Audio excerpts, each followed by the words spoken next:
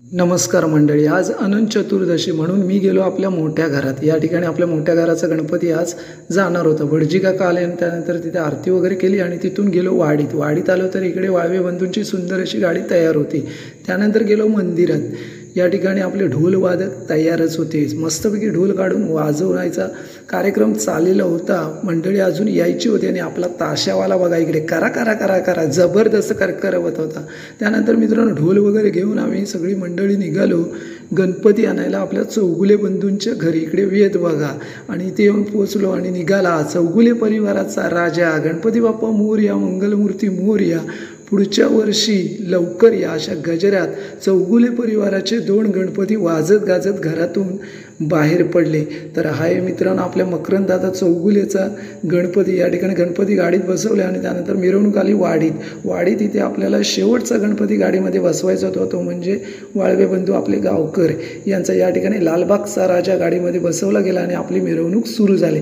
सागर वाळवे बघा मस्तपैकी चकवा वाजवण्यामध्ये धुंद, सगळे ढोल वादक ताशावादक जबरदस्त ढोल ताशांच्या गजरात आमची मिरवणूक निघाली मालगुण समुद्र किनाऱ्याच्या दिशेने।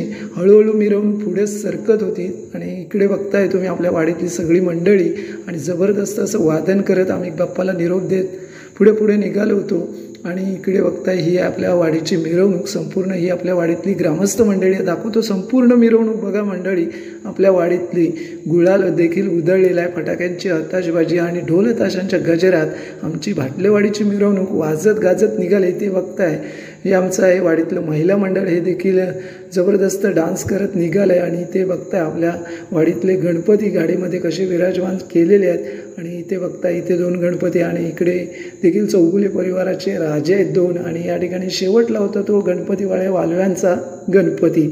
तर मंडळी पुन्हा आलो पुढे मिरवणुकीमध्ये आणि इथे बघताय आपल्या वाडीतलं महिला मंडळ मस्तपैकी फुगड्या घेत होतं आणि इकडे जबरदस्त अशी मजा घेत होतं। आणि इकडे आहे आपला अशोकदादा, एकच वादा अशोकदादा इकडे मात्र मस्तपैकी नाचण्यामध्ये धुंद होता। आणि त्यानंतर मित्रांनो अशी आपली मिरवणूक पोहोचली मालगुणच्या समुद्रकिनारी। इथे सुंदर अशी 6 गणपतीची आम्ही सुंदर अशी मंगलमय आरती केली आणि त्यानंतर विसर्जनाचा सोहळा पार पडला। मित्रांनो इथे गणपती बाप्पा मोरया, पुढच्या वर्षी लवकर या असं म्हणत सर्व भाविक भक्त आपल्या लाडक्या गणरायाला निरोप देण्यासाठी समुद्रामध्ये निघालेत। तर मंडळी अशा पद्धतीने यावर्षी 2025 हा आपला भाटलेवाडीतील गणपतींचा विसर्जन सोहळा मालगुणच्या समुद्रकिनारी जल्लोषात पार पडला। त्याचबरोबर गावातील इतर मिरवणुका देखील या समुद्रकिनारी येतात आणि सुंदर असं विसर्जन सोहळा या ठिकाणी दरवर्षी पार पडतो।